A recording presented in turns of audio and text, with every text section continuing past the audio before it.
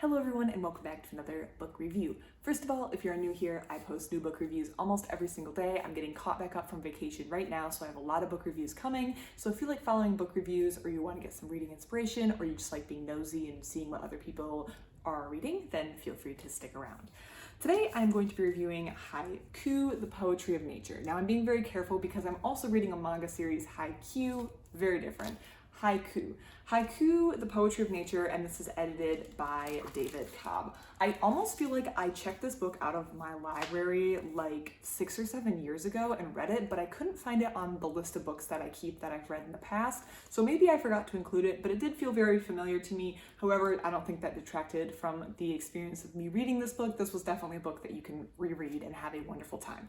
So this is an anthology, a collection of haiku from a variety of poets, and this is divided into 4 sections by season. So you have spring, summer, fall, and winter.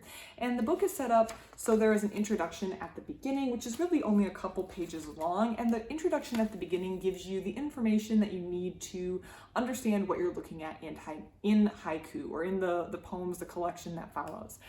The information is only a couple pages, so this is not a deep dive. This is not an academic level reading. This is more for the layperson, the person who really hasn't touched this form of poetry since maybe what you learned about in school. I know my high school covered it at a variety of different levels in my K through 12 education, but I really haven't touched it a whole lot since then. I do enjoy reading haiku. I feel like it's a very specific art form, kind of like the same art form that you get when you're writing a short story or something.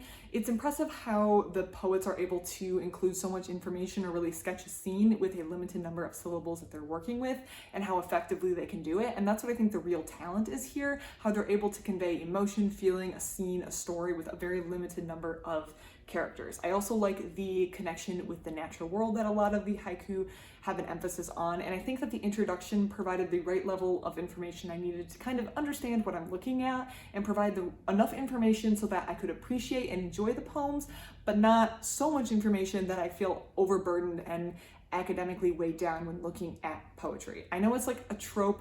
I did not enjoy English in school. I just want to put that out here. My English class was not an enjoyable class for me. I did not like it. And I did not study English at college or when I was doing my degree.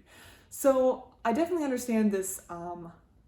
I find the joke that English teachers or English professors overanalyze, and I didn't want to get a book that I felt like I was having to overanalyze the haiku I was reading. I just wanted to read and experience the haiku. I feel like there's a time and a place for analysis of haiku, and I don't want to disregard that or the scholars who work really hard on that, but I personally wasn't interested in that very much. I just wanted to read and enjoy some good poems.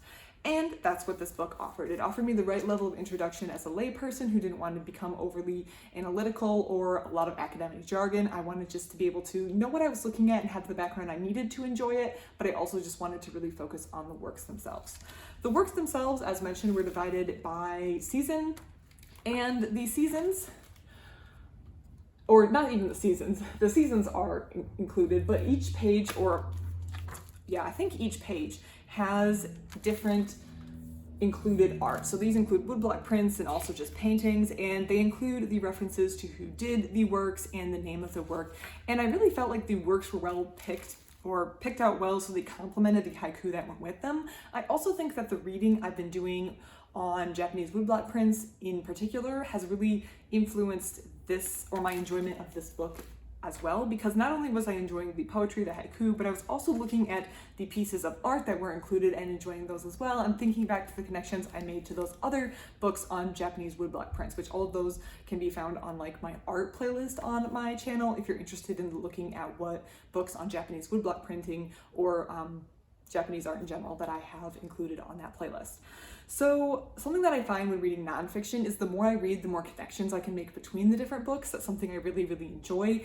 And this is a situation in which when I read this book, because I'm pretty sure I did read this book like 6 years ago, that I didn't have as much reading or wasn't as well versed in the art that was included. So while I appreciated it and enjoy it, I feel like this time around, I really can enjoy it so much better in addition to the haiku that was included, because I have that background and that understanding and that knowledge, or at least a little bit more understanding and a little bit more knowledge. I don't want to give myself too much credit here of the art that is included in this book. So I just think it's a cool connection that I made between some of the other nonfiction I'm reading, and just goes to show that the more I read, the more connections I develop, and then the more I enjoy further the next nonfiction book that I read. I feel like nonfiction has a lot of these really interesting connections that you can make, which I really enjoy fiction too, but it's just a different feeling when you're learning stuff and when you're reading, when you're able to connect all of this together in a book like this.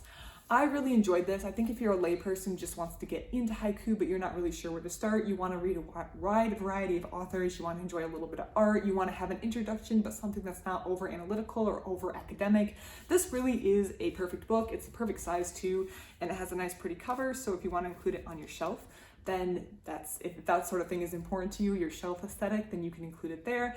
But overall, I enjoyed it, and I think it's a great introduction. I might grab a couple more volumes of haiku when I'm at the library next, just because it was enjoyable to read, and I find it a very interesting and impressive art form to engage in. So stay tuned for more haiku reviews if that's interesting to you, or some more recommendations for things that I've been reading and enjoying. If you have any thoughts, comments, concerns, questions, put it in the comments below. I love to get them. Otherwise, thank you so much for watching, and I hope you have a great rest of your day.